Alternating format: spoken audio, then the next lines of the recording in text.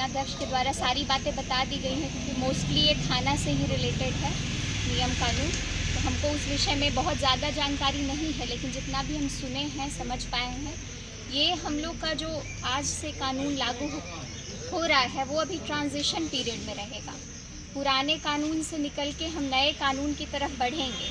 तो इसमें अभी सब लोगों को एक एक्सपेरिमेंट तौर के ये पे आएगा कि कुछ चीज़ें हमारी जानकारी में होंगी, कुछ धीरे धीरे हमारी जानकारी में आएंगी। इसे पूरी तरह से अपनाने में थोड़ा समय हमको भी लगेगा, आप लोगों को भी लगेगा।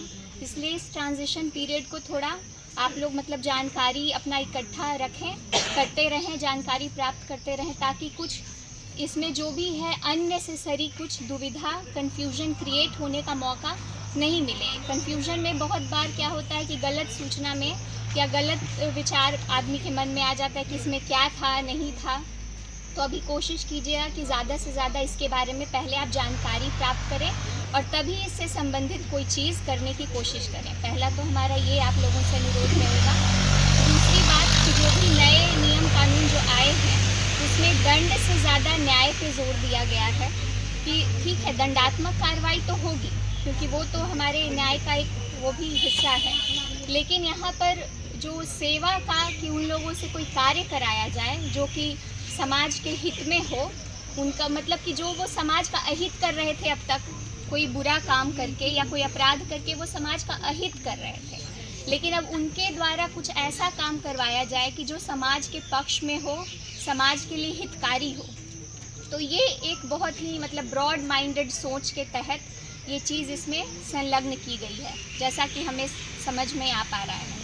तो ये बहुत बड़ी बात है पूरे समाज के लिए। इससे कुछ समाज में अच्छे अच्छे कार्य होंगे, उन्नति इसमें आएगी। बाकी कुछ जो जनरल न्यूट्रलिटी जो किया गया है कि पहले ऐसा लगता था कि महिला के साथ कुछ हो रहा है तो बहुत ज़्यादा बड़ा है, पुरुष के साथ हो रहा है तो लोग उस पर उतना ध्यान नहीं देते थे, या इस वजह से अब ऐसा होने लगा था कि पलड़ा इतना उन लोगों का हल्का होने लगा था कि उनकी बात पे कोई ध्यान नहीं देता था कि अरे मतलब पुरुष होके क्यों कंप्लेन कर रहा है। इस तरह का थोड़ा सा माइंड सेट बन गया था।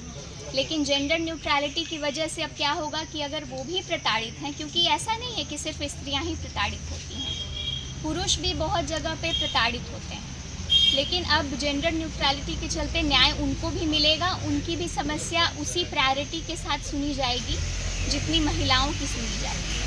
तो ये एक बात बहुत अच्छी है। बाकी जो एडल्ट्री का मामला है और वो जो सेम जेंडर में शादी या संबंध का मामला है जिसको अपराध की श्रेणी से हटा दिया गया है, तो उसके बारे में अभी कुछ तुरंत कहना ये बहुत ज़्यादा समझदारी की बात नहीं होगी। वो समय बताएगा कि ये किस तरह का विचार है, तो बाद में इसमें समय की आवश्यकता और जो समाज का वातावरण है उस हिसाब से इसमें बाद में संशोधन किया जा सकता है, इसलिए उसके बारे में हम कुछ कहना अभी उचित नहीं समझते हैं। लेकिन बाकी जो चीज़ें चेंज हुई हैं, बहुत पुराना जो साक्ष्य अधिनियम 1872 था वो काफ़ी पुराना था, उसको बदलने की भी ज़रूरत कुछ हद तक थी, क्योंकि अब हम लोग ई वर्ल्ड वक्त लगता था। अब तो कहीं कुछ हो रहा है तुरंत व्हाट्सएप के माध्यम से, फ़ोन के माध्यम से, मैसेज के माध्यम से विदिन सेकेंड्स कहीं से भी कहीं पहुंच जाता है। तो साक्ष्य अधिनियम में भी जाहिर बात है संशोधन की आवश्यकता थी जो सरकार के द्वारा की गई, और इसमें फॉरेंसिक साइंस पे जोर दिया गया है। तो ये एक तरह से जो हमारा फंडामेंटल जो राइट्स के साथ ड्यूटीज़ और एक और डायरेक्टिव प्रिंसिपल्स के बारे में आप लोग को ज़रूर पता होगा। उसमें एक था कि विज्ञान पे जोर होना चाहिए। हम लोग के संविधान में भी इस बात को मतलब कि उजागर किया गया है। तो ये विज्ञान की तरफ जोर का ही एक कदम है कि फॉरेंसिक साइंस पे जो भी एविडेंस होगा वो फॉरेंसिक साइंस पे बेस्ड होगा, मेडिकल एविडेंस पे बेस्ड होगा।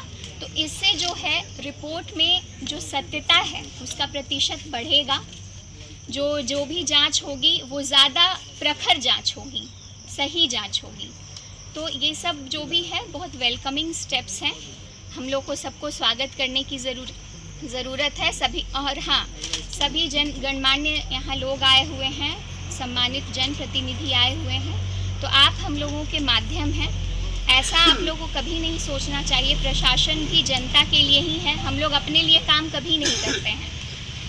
हम अपने लिए अपने घर जाके अपना काम हम नहीं कर पाते हैं, हम हमेशा यहीं रहते हैं आप लोग के काम के लिए।